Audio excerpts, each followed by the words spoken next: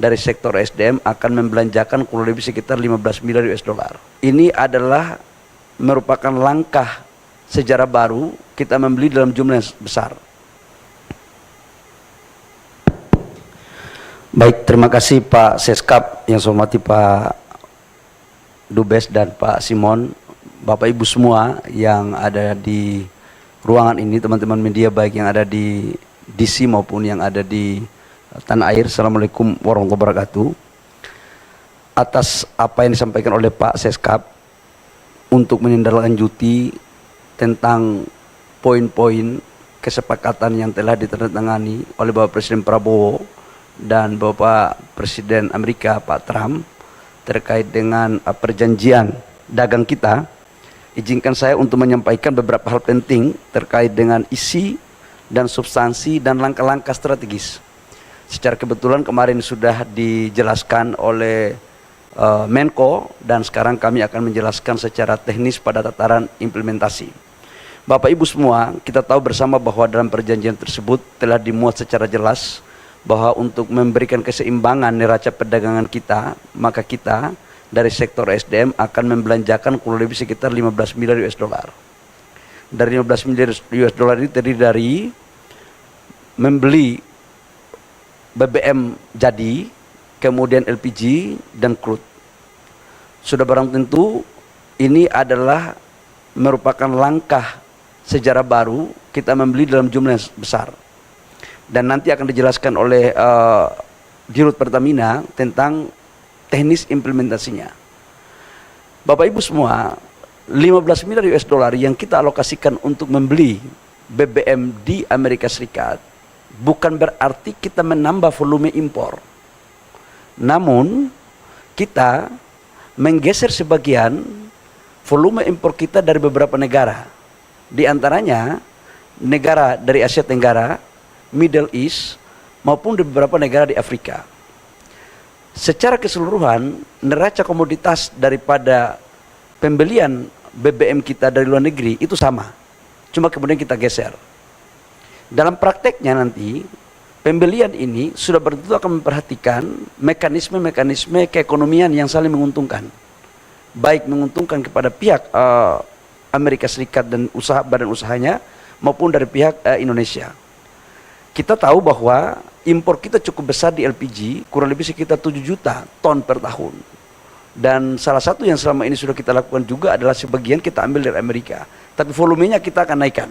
Ini dalam konteks BBM, dan dalam catatan kami, begitu kami mendapat arahan dari Bapak Presiden Prabowo, begitu 90 hari ke depan sudah selesai, maka langsung kita mulai tahapan eksekusi. Jadi ini langsung bisa berjalan supaya tidak ada suatu persepsi yang berbeda dari teman-teman yang ada di sana. Yang kedua, kami juga menjelaskan tentang mineral kritikal, bahwa Indonesia menganut asas politik bebas aktif dalam konteks pergaulan diplomasi luar negeri. Tapi juga Indonesia menganut asas ekonomi bebas aktif. Artinya kita memberikan ruang yang sama kepada semua negara, termasuk Amerika dan beberapa negara lain yang akan melakukan investasi di Indonesia, khususnya di mineral kritikal. Dan ini sudah terjadi sebelum perjanjian ini pun sudah ada contoh seperti Freeport. Freeport itu perjanjiannya sudah kita lakukan dan mereka mempunyai konsesi secara baik, mengikuti aturan, kemudian juga membangun smelter kurang lebih sekitar hampir 4 miliar US dollar, dan itu adalah salah satu smelter terbesar di dunia untuk pabrik tembaga.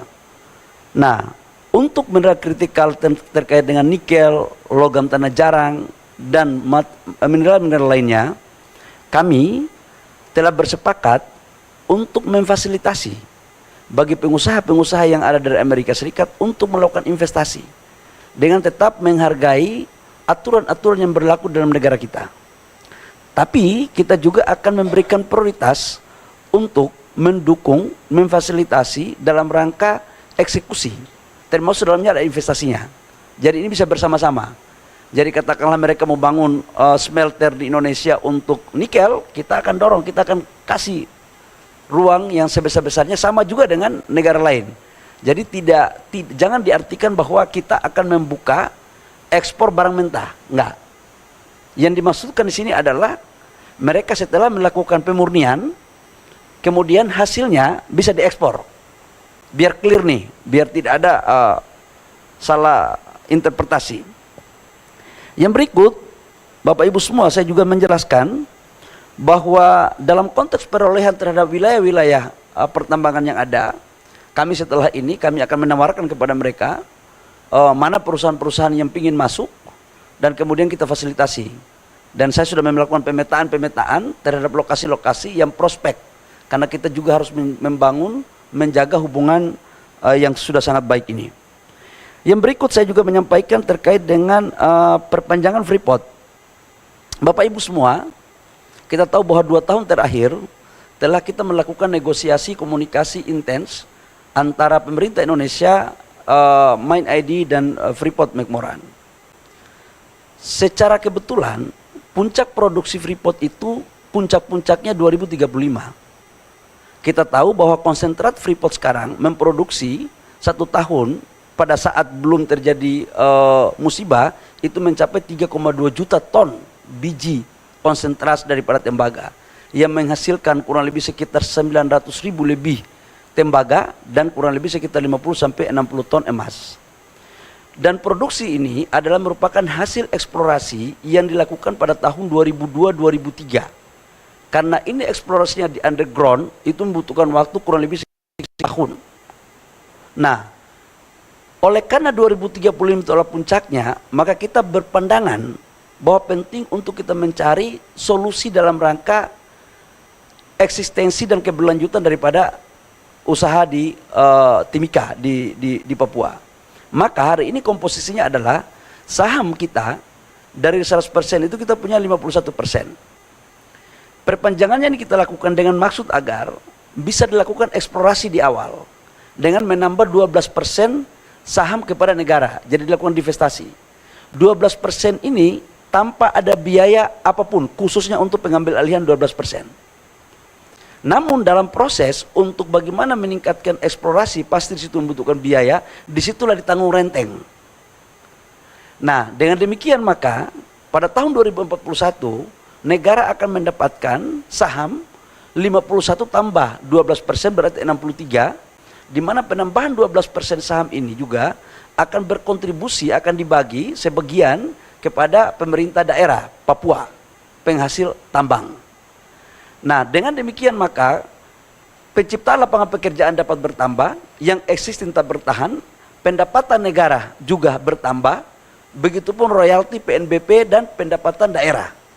Nah, kira-kira itu terkait dengan Freeport. Namun setelah MOU ini ditandatangani, tahap berikutnya adalah kami akan melakukan pembahasan teknis terkait dengan administrasi-administrasi yang akan dipenuhi oleh pihak Freeport.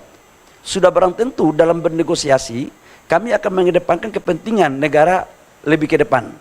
Karena pasal 33 Undang-Undang 45 sebagaimana apa yang diarahkan dan diperintahkan oleh Bapak Presiden adalah kita harus mengedepankan kepentingan negara, dan oleh karena itu di dalam perpanjangan 2041 nantinya diharapkan pendapatan negara harus jauh lebih tinggi ketimbang pendapatan negara yang ada sekarang ini. Termasuk dalamnya royalti dan pajak-pajak lain khususnya emas. Ini biar tidak disalah terjemahkan lain-lain oleh saudara-saudara saya yang ada di tanah air. Yang berikut menyangkut dengan urusan etanol. Bapak Ibu semua, salah satu strategi untuk kita mendorong ketahanan energi dan kedaulatan energi kita adalah kita akan menerapkan bagian daripada bensin kita akan campur dengan etanol, mandatori. Tujuannya sebenarnya adalah bagaimana menciptakan peluang usaha baru yang ada di Indonesia. Namun sampai dengan produksi kita bisa memenuhi kebutuhan dalam negeri, maka ruang untuk kita melakukan impor boleh saja, termasuk di impor dari Amerika. Sampai dengan kebutuhan produksi kita dalam negeri terpenuhi. Ini paralel aja sebenarnya, paralel aja biasa. Yang berikut kami juga melaporkan bahwa di sini kita juga melakukan komunikasi terhadap ExxonMobil. ExxonMobil ini salah satu perusahaan minyak Amerika Serikat yang sudah 100 tahun lebih yang beroperasi di Indonesia, dan mereka adalah salah satu penyumbang lifting terbesar selain Pertamina. Hari ini lifting mereka kurang lebih sekitar 170.000 sampai 185.000 barel. Kita akan memperpanjang sampai dengan 2055 dengan total investasi kurang lebih menambah 10 miliar US dollar. Namun ada beberapa hal yang harus kita clearkan, termasuk dalamnya adalah sharing cost recovery antara pendapatan negara dan pendapatan K3S. Sebentar lagi akan selesai. Ini merupakan bagian yang tak terpisahkan dari komunikasi bilateral kita antara pihak swasta yang ada di sini maupun dengan pemerintah Indonesia, termasuk dalamnya adalah berkomunikasi dengan pemerintah Amerika Serikat. Saya pikir itu beberapa hal yang perlu saya sampaikan terkait dengan persoalan tindak lanjut daripada apa yang disepakati yang sudah ditandatangani oleh Bapak Presiden Prabowo dan Bapak Presiden Trump. Intinya dari sektor SDM adalah begitu selesai 90 hari diimplementasikan, maka langsung kita jalankan. Supaya apa? Ini membangun trust. Membangun trust antara kedua belah pihak, antara Indonesia dan Amerika. Dan ini sejalan dengan apa yang diperintahkan oleh Bapak Presiden Prabowo dalam rangka mewujudkan apa yang telah disepakati, untuk kemudian perjanjian ini diharapkan saling menguntungkan kedua belah pihak. Harus win-win.